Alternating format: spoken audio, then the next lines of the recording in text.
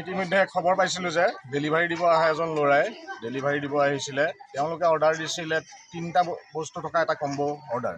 যিহেতু তেওঁলোকে ফটোত দেখিছিলে 6টা, কিন্তু তাত আছিলে ছেট অফ 3 লিখা। তো সেই তিনিটা অৰ্ডাৰ, যিটো অৰ্ডাৰ আছিলে 3টা অৰ্ডাৰ দিব আহিছিলে, যিটো কোম্পানীৰ পৰা পঠাইছে তেওঁলোকক 3টা নহয় 6টা লাগে। 6টা ল'ৰাজনে ডেলিভাৰী দিয়া ল'ৰাজনে ক'ৰ পৰা দিব? সেই দিব নোৱাৰাৰ বাবে ল'ৰাজনক প্ৰহাৰ কৰিছে। অভিযোগ কৰিছে গাঁৱৰ ৰাইজক প্ৰত্যক্ষদৰ্শীয়ে কৈছে যে দৌৰাই প্ৰহাৰ কৰিছে। নিশ্চয় সেইটো কৰিছে, আৰু সেইটো ইয়াৰ আগত এনেধৰণৰ সামগ্ৰী দোকান আছিল, কিন্তু এবাৰ প্ৰথমবাৰ হৈছে। আৰু আমি বীৰলাচি থানা অসমে এনেকুৱা কাৰ্য কেতিয়াও প্ৰশ্ৰয় নিদিওঁ আৰু কোনো কাৰণত সহ্য নকৰোঁ। এজন খিলঞ্জীয়াৰ ওপৰত কোনোবা বংগমূলীয় লোকে এনেকৈ প্ৰহাৰ কৰিব, সেইটো কোনো দিনে চাই থকা নহ'ব। স্পষ্ট কথা ইয়াৰ। আঁঠু কঢ়োৱা হৈছে নেকি? নিশ্চয় আঁঠু কঢ়োৱা হৈছে, আঁঠু কঢ়াবই লাগিব। এতিয়া প্ৰশাসন আহিছে, লৈ গৈছে। প্ৰশাসনে প্ৰশাসনিক ব্যৱস্থা গ্ৰহণ কৰিব, ভাল ব্যৱস্থা গ্ৰহণ কৰিব বুলি আমাৰ আশা থাকে। এইটো কোন জেগাত হৈছে ঘটনাটো? এইটো বাগবাৰালি গটঙা বুলি কয়।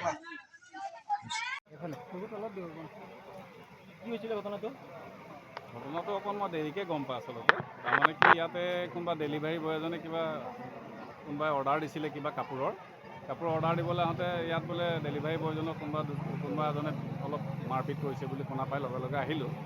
তদন্ত কৰিলোঁ, গম পালোঁ যে আচলতে অৰ্ডাৰটো ঠিকেই দিছিলে। অৰ্ডাৰটো মানে কি, ফটোটো আছে, ছটাৰ পিকচাৰ আছে। কিবা কাপোৰ এটা দিছিল বোধ হয়।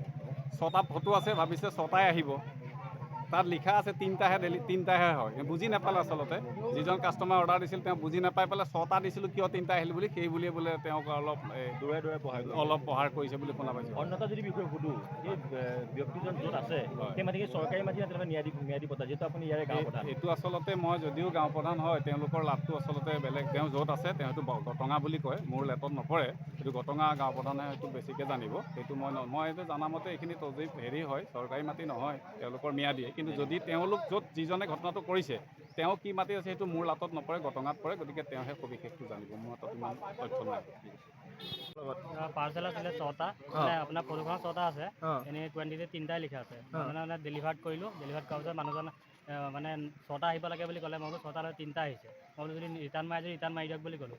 ৰিটাৰ্ণ মাৰি দিয়ক বুলি ক'লে। মাৰি দিয়ক বুলি কোৱাৰ পিছত মই বোলো একাউণ্ট নম্বৰটো তাতে সোমাই যাব পইচাটো।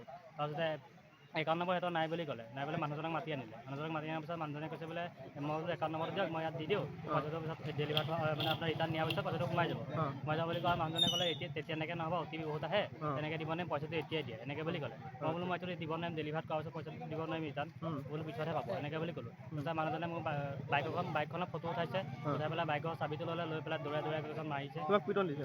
কোনে? মানুহজনে মাৰিছে।